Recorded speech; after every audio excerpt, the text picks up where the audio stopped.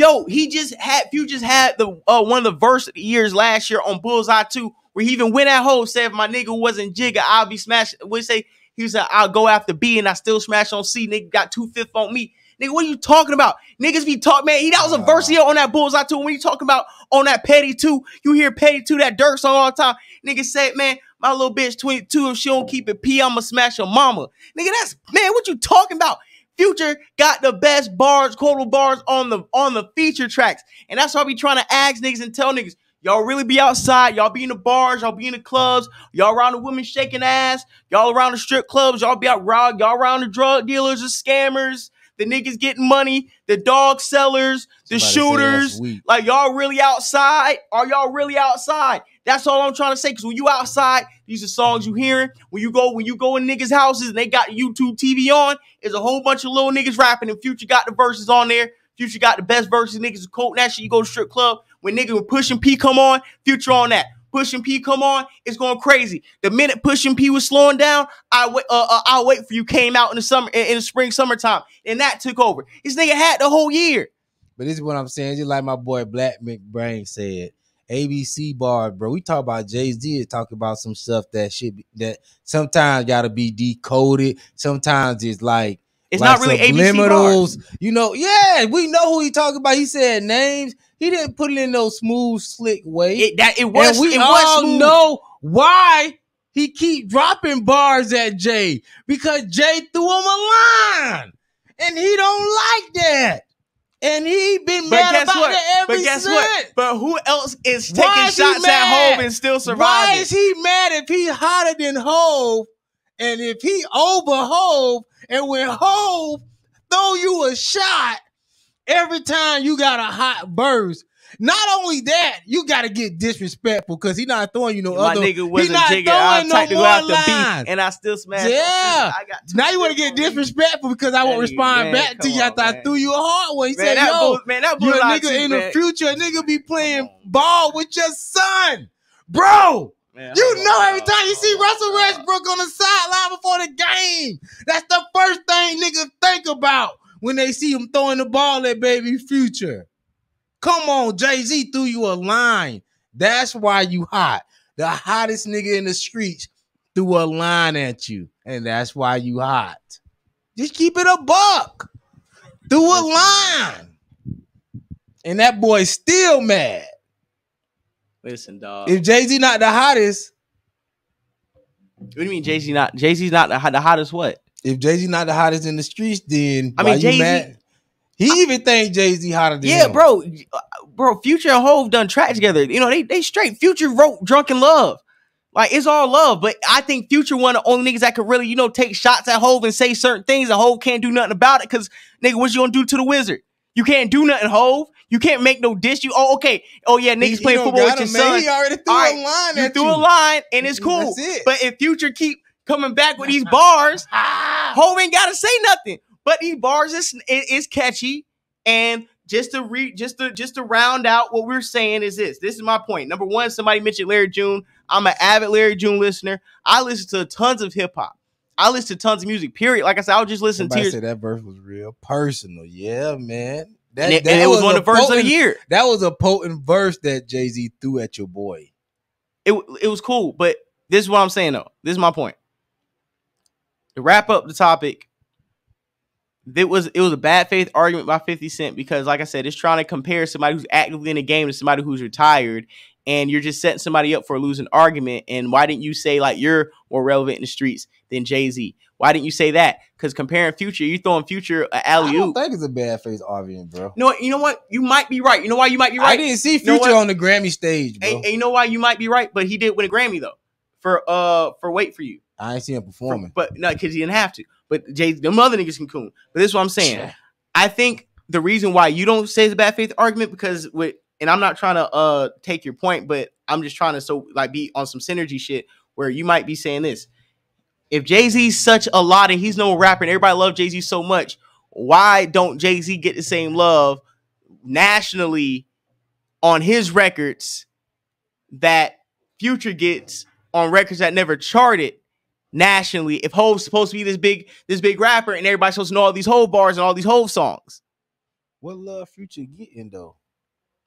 He gets. What do you mean? What love does he get? Everybody knows the shit. I mean, his shit's selling. No. But what I'm asking you is, because you said it's not a bad faith argument, and why isn't it not a bad faith argument? Because I said that because I was thinking maybe that's what you were thinking, but maybe I am wrong. No, because I feel like people actually do think Future is hotter than Jay-Z, and I don't feel like it sounds like off the surface you be like but Jay-Z still making waves in music, bro. He don't do that much just because, but far as like an old nigga rapping, he's about the only old nigga that people gonna be like, hold on, Jay-Z dropped the verse. Yo, you got a Jay-Z verse on your album. People is listening to it.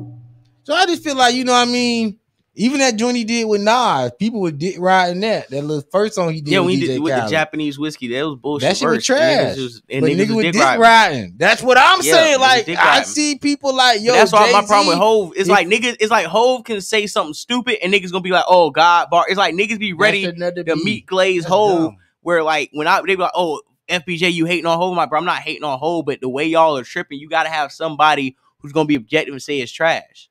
That's all I be saying about Hov bars sometimes, where it be underwhelming, but niggas be so ready to get a Jay-Z bar or Jay-Z verse that he come out and say some underwhelming, lukewarm shit, and niggas still gonna ride with it. And he's dropped, like I said, Drug Dealers Anonymous, the track he had with Meek Mill and Rick Ross on Championships album, on the What's Beef record, the Biggie record they remixed, and Left Wrist. What about all them joints he done gave to Drake? Fire. All them joints be swinging. The one, Seen It All with Jeezy, fire. That's what I'm saying. Jay-Z. Maybach Music. It's a different type of hot, bro. Yo, that Maybach. He's not. Can I say this real quick? I'm gonna let you, but that Maybach Music verse, the first Maybach Music him and Ross did was probably, I can't say it's one of Jay-Z's top verses, but it's one of my favorite Jay-Z verses. And I think, especially at that time, that was one of Jay-Z's best verses. Which album that's recently? That's on Trilla, on Rick Ross's second album, I think. Yeah. That verse was one of Jay-Z's hottest guest feature verses for a span of years. I'll probably say up until he started probably doing like Seen It All and the Drake features and kind of getting into like the 2010s. But yeah, he's definitely. All right. Yeah, I mean, it's a good conversation. Like I'm saying, Future is obviously going to be like that first surface choice. But I feel like it's like you say, it's an unfair argument because the scale is a little tilted. But I feel like Jay-Z really have, if he wanted to, he could heat up the streets. I feel like it just doesn't match with what he got to do with the shop value that he have to bring. He couldn't do that and move like he want to move. Yeah. Hey, and what I be saying? Somebody listen, said Dolph. Brooklyn Honcho. We respect Brooklyn rap. We respect Brooklyn rappers all day. We respect rappers all day. We were just, like I said, we just debating the goddamn topic. On top of the fact that when we talk about Future sometimes, and the reason why, I feel like, on my platform, I may give Future a lot of coverage. Yeah, Future, the reason why I say the most creative because everybody copies what Future does. The reason why I give Future coverage is because what I'm saying. But what I'm saying is this. You're not going to see a lot of platforms that are going to be champion Future because everybody likes to say it's going to be Cole, Kendrick, or Drake. In all reality, when you want to be honest, the most relevant, just like if you ask a nigga like 50 Cent, who be in the streets, who be moving around, who be outside, he will tell you, if you ask him, out of all four, who's the biggest nigga right now, it's Future. He didn't say Cole was bigger than 50 Cent. He didn't say Kendrick was bigger than, he didn't say Cole, Kendrick, Drake was bigger than Jay-Z. He said Future. That's for a reason. Why did he point out Future? He didn't say 21 Savage. He didn't say Travis Scott. Is it an anomaly? Because Future's the best outside of the anomaly. That's Drake, the Canadian singer. Outside of him, Future's the best rapper in the last 10 years. Young Thug is way more creative than Future, bro. He'd be creative, but he's not better. Young Thug is better than Future to me.